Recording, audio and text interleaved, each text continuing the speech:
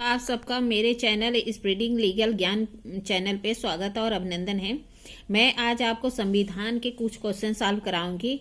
अगर आपको इसका उत्तर पता है तो उसका उत्तर आप टाइप करते जाइए, और नहीं पता है तो मेरी पूरी वीडियो वॉच कर लीजिए। भारत सरकार अधिनियम 1935 के अंतर्गत कितने गवर्नर के प्रांत और मुख्य कमिश्नर के प्रांत मिलकर ब्रिटिश भारत का निर्माण करते थे? 14 व 7, 11 और 7, 15 और 9, उपरोक्त में से कोई नहीं। तो इसका ऑप्शन बी होगा 11 और 7। ठीक है, क्या कह रहा है कि भारत सरकार अधिनियम 1935 के अंतर्गत 11 गवर्नर के प्रांत और 7 मुख्य कमिश्नर के प्रांत थे जो मिलकर ब्रिटिश भारत का निर्माण करते थे। यह अधिनियम 2 अप्रैल 1937 को प्रांतों के लिए प्रभावी हुआ। फिर दूसरा क्वेश्चन देखिए, क्या कह रहा है कि भारत सरकार अधिनियम के अधीन एक संरक्षक न्यायालय का गठन किया गया था जो कहलाता है प्रिवी काउंसिल, उच्चतम न्यायालय, उच्च न्यायालय, संघीय न्यायालय। तो ये बिहार जुडिशरी 2009 में पूछा गया था, तो संघीय न्यायालय इसका उत्तर होगा। भारत सरकार अधिनियम 1935 के अंतर्गत संरक्षक न्यायालय का गठन किया गया था जो संघीय न्यायालय फेडरल कोर्ट कहलाता था। इस न्यायालय की स्थापना का उद्देश्य संघ और उसमें शामिल किए गए इकाइयों के बीच उठे संवैधानिक विवादों का निपटारा करना था, जबकि सिविल और आपराधिक मामले की अपील प्रिवी काउंसिल में भी की जा सकती थी। फिर क्वेश्चन है कि माउंटबेटन योजना के परिणाम स्वरूप अधिनियम पारित किया गया था। भारत सरकार अधिनियम 1919, भारत सरकार अधिनियम 1935, भारत स्वतंत्रता अधिनियम 1947, उपरोक्त में से कोई नहीं। तो माउंटबेटन योजना के परिणाम स्वरूप क्या हुआ था? तो इसका ऑप्शन क्या होगा? तो इसका ऑप्शन सी सही होगा कि भारत स्वतंत्रता अधिनियम 1947। इसे भी बिहार जुडिशरी 2009 में पूछा गया था। फिर क्या कहता, माउंटबेटन योजना के परिणाम स्वरूप भारत स्वतंत्रता अधिनियम 1947 पारित किया गया था। यह अधिनियम ब्रिटिश संसद द्वारा 18 जुलाई 1947 को पारित किया गया था। उपरोक्त में से किसके द्वारा भारत में द्वैध शासन स्थापित किया गया? भारत परिषद अधिनियम 1909, भारत परिषद अधिनियम 1909, भारत सरकार अधिनियम 1935, भारत सरकार अधिनियम 1919, उपरोक्त में से कोई नहीं। ये उत्तराखंड जे 2012 में पूछा गया था, तो इसका ऑप्शन सी होगा कि भारत सरकार अधिनियम 1919। भारत सरकार अधिनियम 1919 के द्वारा सरकार के प्रांतों के द्वैध शासन की स्थापना की गई थी, जिसे भारत सरकार अधिनियम 1935 द्वारा हटाया गया था। भारत सरकार अधिनियम 1935 में केंद्र में द्वैध शासन की स्थापना की गई थी, परंतु इस अधिनियम के संघ संबंधी प्रावधानों को लागू न होने के कारण इसे स्थापित नहीं किया जा सका था। फिर दूसरा क्वेश्चन देखिए कि संविधान सभा का गठन कब किया गया था? 1945, 1946, 1947, 1950। ये यूपीपीसीएस 1991 में पूछा गया था, तो इसका ऑप्शन बी होगा 1946। भारत संविधान सभा का गठन 1946 में हुआ था, जिसकी प्रथम बैठक 9 दिसंबर 1946 को हुई थी। इसमें कुल 389 सदस्य थे, जिसमें कि 292 ब्रिटिश प्रांतों के सदस्य थे और 93 देसी रियासतों के प्रतिनिधि थे। 4 प्रतिनिधि ब्रिटिश सरकार के मुख्य आयुक्त के प्रांतों से चुनकर आए थे। डॉक्टर सचिदानंद सिन्हा ने उसी दिन संविधान सभा को अस्थायी अध्यक्ष चुना गया था, जबकि 11 दिसंबर 1946 को डॉक्टर राजेंद्र प्रसाद संविधान सभा के अस्थायी सदस्य चुने गए थे। संविधान सभा की प्रथम बैठक हुई थी 9 दिसंबर 1946, 15 अगस्त 1947, 26 नवंबर 1949, 10 जनवरी 1948। तो 9 दिसंबर 1946 इसका राइट आंसर है। ये उत्तराखंड जे 2014 में पूछा गया था। संविधान सभा की प्रथम बैठक 9/12/1946 को बुलाई गई थी, जिसकी अध्यक्षता निम्न में से किसके द्वारा की गई थी? डॉक्टर राजेंद्र प्रसाद, डॉक्टर एस.एन. सिन्हा, जवाहरलाल नेहरू, उपरोक्त में से कोई नहीं। ये उत्तराखंड जे 2014 में पूछा गया था, तो श्री एच.एन. सिन्हा द्वारा 9 तारीख को जो है संविधान सभा की, ये ऑप्शन बी सही है। की बैठक की अध्यक्षता की गई थी। ठीक है। फिर क्वेश्चन है कि उपरोक्त निम्न में से कौन सर्वसम्मति से संविधान सभा का अध्यक्ष चुना गया था? BN राव, राजेंद्र प्रसाद, BR अम्बेडकर और MK गांधी। ये जो है छत्तीसगढ़ जे 2007 में और MP APO 2008 में पूछा गया था। तो राजेंद्र प्रसाद ऑप्शन बी इसका सही होगा। फिर क्या कह रहा है कि संविधान का सभा के सदस्य थे जनता द्वारा चुने हुए, भारतीय राष्ट्रीय कांग्रेस द्वारा नामित, भारतीय राजकुमारों के प्रतिनिधि, प्रांतीय विधानसभाओं के प्रतिनिधि। ये MP APO 2008 में चुना गया था। तो इसका ऑप्शन डी होगा कि प्रांतीय विधानसभाओं द्वारा चयनित। संविधान सभा के सदस्य प्रांतीय विधानसभाओं के सदस्यों द्वारा चयनित हुए थे। कैबिनेट योजना के अनुसार नवंबर 1946 में संविधान सभा के सदस्यों द्वारा चुना गया था। फिर देखिए एक क्वेश्चन है कि निम्न वर्डों में से किसकी सिफारिश से संविधान सभा का गठन किया गया था? Cripps mission, Wavell mission, Lord Mountbatten, cabinet mission plan. ये जो है उत्तराखंड PCJ 2014 में पूछा गया था। तो इसका ऑप्शन डी होगा कैबिनेट मिशन प्लान। संविधान सभा के अध्यक्ष थे doctor BR Ambedkar, doctor NK Katju, doctor Rajendra Prasad, C Rajagopalachari. ये MPJ 1946 में पूछा गया था और UP PCJ 1998 और 2000 में पूछा गया था। बिहार जे 2011 में पूछा गया था और उत्तराखंड जे 2011 में पूछा गया था। तो इसका ऑप्शन होगा राजेंद्र प्रसाद, ऑप्शन सी। ठीक है। संविधान सभा के अस्थायी अध्यक्ष डॉक्टर सच्चिदानंद सिन्हा थे, जिन्हें 9 दिसंबर 1946 को संपन्न संविधान सभा की अध्यक्षता की थी। 11 दिसंबर 1946 को राजेंद्र प्रसाद को सर्वसम्मति से संविधान सभा का अस्थायी अध्यक्ष चुना गया था। फिर आगे क्वेश्चन देखिए कि भारतीय संविधान बनाने वाली ड्राफ्ट कमेटी के अध्यक्ष कौन थे? प्रारूपण समिति भी इसे कहते हैं, ड्राफ्ट कमेटी भी कहते हैं। Rajendra Prasad, Frank Anthony, BR Ambedkar, Motilal Nehru. ये MP APO 2008 में पूछा गया था और उत्तराखंड जे 2011 में पूछा गया था। इसका ऑप्शन सी होगा डॉक्टर डॉक्टर BR अम्बेडकर। और इसमें जो है क्या कह रहा है कि समिति में कौन कौन थे, तो वो भी देख लीजिए कि संविधान बनाने के लिए ड्राफ्ट कमेटी या प्रारूपण समिति के अध्यक्ष BR अम्बेडकर थे और सदस्य कौन कौन थे? N गोपाल स्वामी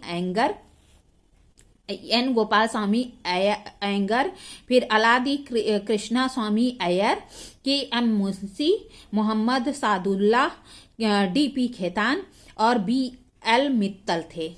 ठीक है। फिर एक क्वेश्चन है कि संविधान सभा के संवैधानिक परामर्शदाता कौन थे? BR Ambedkar, Pandit Jawaharlal Nehru, BN Rao, doctor Rajendra प्रसाद। ये उत्तराखंड 2014 में पूछा गया था। तो संवैधानिक परामर्शकर्ता कौन थे? तो BN राव, C वाला ऑप्शन सही होगा।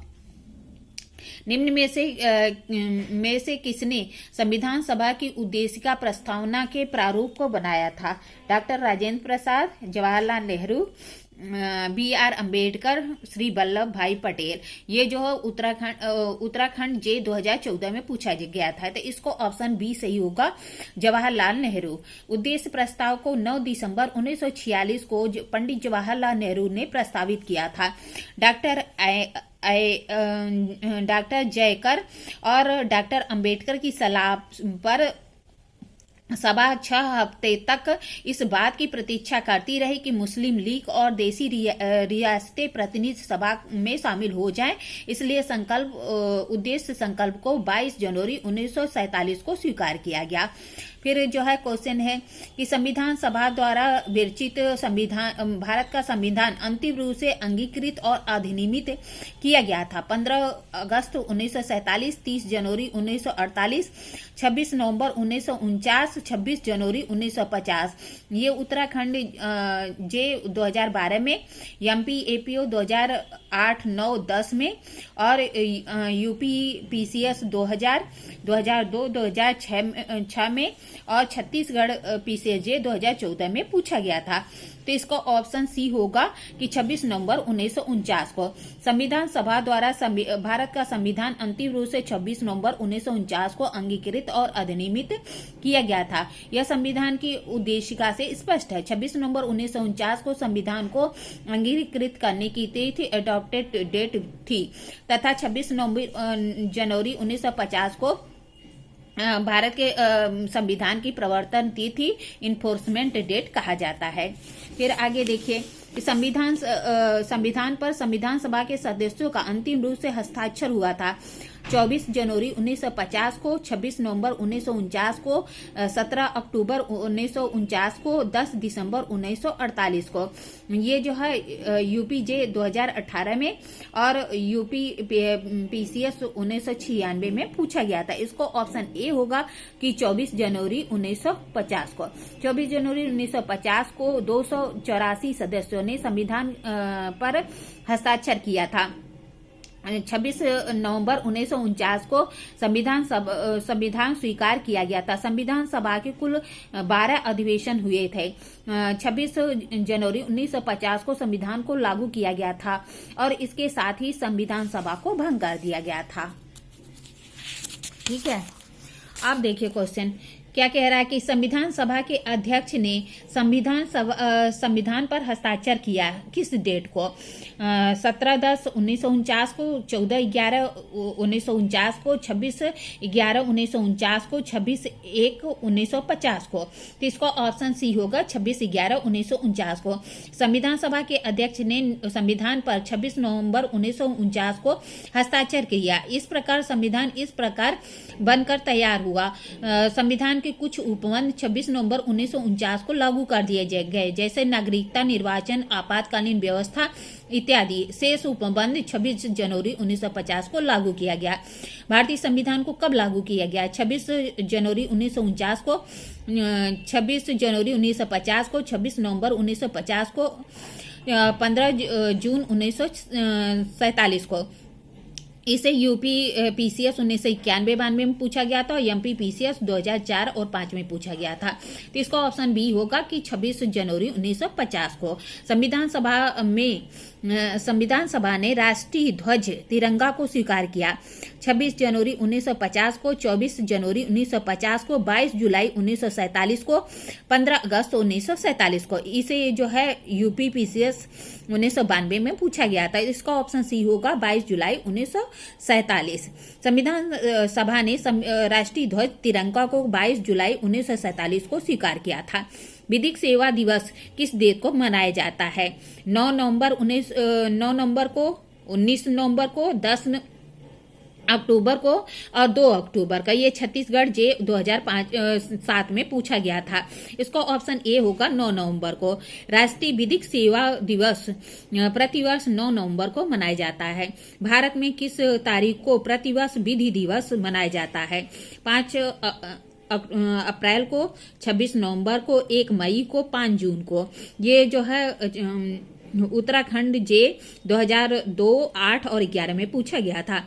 इसका ऑप्शन बी होगा 26 नवंबर।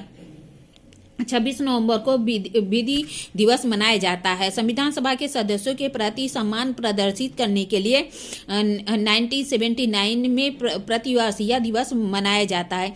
ज्ञात हो कि 26 नवंबर 1949 को संविधान सभा ने संविधान को अंगीकृत अधिनियमित किया था। फिर क्वेश्चन है कि विधिक संप्रभुता भारतीय संविधान में निवास करती है न कि हम भारत के लोगों में। यह विचार व्यक्त किया गया था किस केस में? लखनऊ विकास प्राधिकरण बनाम A.K. गुप्ता के बाद में, शंकरी प्रसाद के बाद में, गोलकनाथ के बाद में, केशवानंद भारती के मामले में। ये जो है MPAPO 2000 में पूछा गया था। तो इसको ऑप्शन डी होगा, केशवानंद भारती के मामले में। केशवानंद भारती के मामले में निर्धारित किया गया था कि विधिक संप्रभुता भारत के संविधान में निवास करती है, न कि हम भारत के विधिक संप्रभुता भारतीय संविधान में निवास करती है, न कि हम भारत के लोगों में। हम भारत के लोग पद एक अंतर्निहित अभिप्राय यह भी है कि भारतीय जनता ने संविधान को अधिनियमित और स्वीकार किया था। इसलिए भारतीय संघ का कोई एक राज्य या राज्यों का समूह न होकर संविधान का समूह न तो संविधान को समाप्त कर सकता और न ही संविधान द्वारा निर्मित संघ के से संबंध विच्छेद कर सकता। हम भारत के लोग ही इसकी निर्माता हैं और किसी बाहरी शक्ति के अधीन नहीं है। फिर एक क्वेश्चन है, निम्न में से कौन भारत में संप्रभु है? भारत का प्रधानमंत्री, भारत का राष्ट्रपति, केंद्रीय मंत्रिपरिषद, उसके शीर्ष पर प्रधानमंत्री, हम भारत के लोग। तो ये जो है MPAPO 2010 में पूछा गया था और UPPCS 2000 में पूछा गया था। इसको ऑप्शन डी होगा कि हम भारत के लोग। भारत की प्रस्तावना में हम भारत के लोग पद जिन अर्थों में प्रयोग किया गया हो उसमें नितांत स्पष्ट है कि भारत शासन के अंतिम सत्ता जनता में निहित है। भारतीय जनता ने ही संविधान को अंगीकृत अधिनियमित किया है। डॉक्टर अंबेडकर के अनुसार इस संविधान का आधार जनता है और इसमें निहित प्राधिकार या संप्रभुता सब जनता से प्राप्त की जाती है। भारतीय संविधान समर्पित है संविधान सभा को, संसद को, संपूर्ण मानव समाज को, हम भारत के लोग को। तो इसका ऑप्शन डी होगा। ये UPJ 2012 में पूछा गया था। इसका ऑप्शन डी होगा कि हम भारत के लोगों को। फिर क्वेश्चन है कि भारत के संविधान की उद्देशिका के पाठ का उद्देश्य है सभी व्यक्तियों को मूल अधिकार प्राप्त करना, भारत के नागरिकों को मूल कर्तव्य प्राप्त करना, व्यक्ति की गरिमा, राष्ट्र की एकता और अखंडता सुनिश्चित करना, सरकारी सेवकों को सेवा की सुरक्षा की प्रतिभूति प्रदान करना। ये जो है UPPCS 2003 और 2007 में पूछा गया था। तो ये इसका ऑप्शन सी होगा कि व्यक्ति की गरिमा, राष्ट्र की एकता और अखंडता सुनिश्चित करना। भारत के संविधान की उद्देशिका के पाठ का उद्देश्य व्यक्ति की गरिमा और राष्ट्र की एकता और अखंडता सुनिश्चित करना है, जिसे समाजवादी, पंथनिरपेक्ष और अखंडता शब्द को 42वें संविधान संशोधन 1976 द्वारा जोड़ा गया। व्यक्ति की गरिमा, राष्ट्र की एकता और अखंडता सुनिश्चित करना भारत के प्रत्येक नागरिक का मूल कर्तव्य है, राज्य का नीति निर्देशक तत्व है। भारत के संविधान की प्रस्तावना के अंतर्गत एक संकल्प है। भारत के प्रत्येक नागरिक का एक मूल कर्तव्य है। तो भारत की संविधान की प्रस्तावना के अंतर्गत एक संकल्प है। इसे UP लोअर प्री 2004 में पूछा गया था। इसका ऑप्शन सी होगा।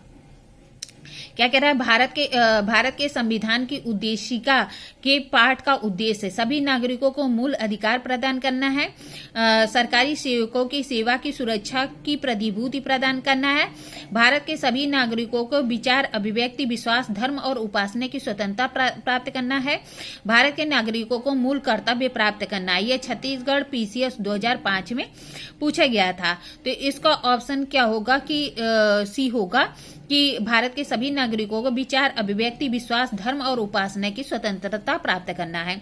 भारतीय संविधान की प्रस्तावना का उद्देश्य भारत के समस्त नागरिकों को विचार, अभिव्यक्ति, विश्वास, धर्म और उपासना की स्वतंत्रता उपलब्ध कराना है। संविधान की उद्देशिका संविधान का अंग और संविधान निर्माताओं के विचारों का दर्पण है। निम्न में से कौन सा कथन असत्य है? उद्देशिका संविधान निर्माताओं के विचारों को जानने की कुंजी है। उद्देशिका जनता के उद्देश्यों, आशाओं, निष्ठा, आकांक्षाओं को सम्मिलित करती है। उद्देशिका संविधान निर्माताओं के आशय और संविधान के उद्देश्यों को समाहित करती है। संविधान की उद्देशिका का कोई महत्व नहीं है।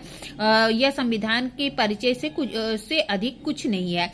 ये बिहार J 2009 में पूछा गया था। इसका ऑप्शन क्या असत्य बताना है कि निम्न में से कौन सा कथन असत्य है।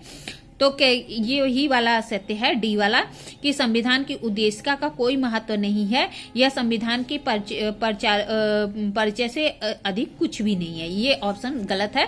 बाकी यह उद्देशिका संविधान निर्माताओं के विचारों को जानने की कुंजी है। उद्देशिका आदर्शों, आशाओं, निष्ठाओं और आकांक्षाओं को सम्मिलित करती है। उद्देशिका संविधान निर्माताओं के आशय तथा संविधान के उद्देश्यों को सम्मिलित करती है। फिर क्वेश्चन है कि भारत के संविधान की प्रस्तावना के अंतर्गत निम्न में से क्या सही क्रम है। संप्रभुता संपन्न, समाजवाद, धर्मनिरपेक्ष, पंथ निरपेक्ष, प्रजातांत्रिक, गणराज्य। फिर संप्रभुता, धर्मनिरपेक्ष, पंथ निरपेक्ष, समाजवादी, प्रजातांत्रिक, गणराज्य। संप्रभुता संपन्न, समाजवादी, प्रजातांत्रिक, धर्मनिरपेक्ष, पंथ निरपेक्ष, गणतंत्र। संप्रभुता संपन्न, धर्मनिरपेक्ष, पंथ निरपेक्ष, प्रजातांत्रिक, सामाजिक, गणतंत्र। यूपी लोअर स्पेशल 2003 में पूछा गया था। तो इसका ऑप्शन ए होगा कि संप्रभुता संपन्न, समाजवादी, धर्मनिरपेक्ष, पंथ निरपेक्ष, प्रजातांत्रिक, गणराज्य। फिर एक क्वेश्चन है कि संविधान की उद्देशिका में हम भारत के लोग भारत को बनाने के लिए दृढ़ संकल्प हैं। संप्रभु संपन्न लोकतांत्रिक गणराज्य, संप्रभु संपन्न समाजवादी लोकतांत्रिक गणराज्य, संप्रभु संपन्न समाजवादी पंथ निरपेक्ष लोकतंत्रात्मक गणराज्य, संप्रभुत्व संपन्न समाजवादी लोकतंत्रात्मक गणराज्य। तो इसका ऑप्शन सी होगा कि संप्रभुत्व संपन्न समाजवादी पंथ निरपेक्ष लोकतंत्रात्मक गणराज्य। इसे एमपीजे 2013 में पूछा गया था। इसको ऑप्शन सी होगा। ठीक है, मैंने इतना क्वेश्चन सॉल्व कराया है, आगे वीडियो में और सॉल्व कराऊंगी। अगर आपको मेरा वीडियो अच्छा लगा प्लीज लाइक करिए, सब्सक्राइब करिए और शेयर करिए। ठीक है, धन्यवाद, थैंक यू।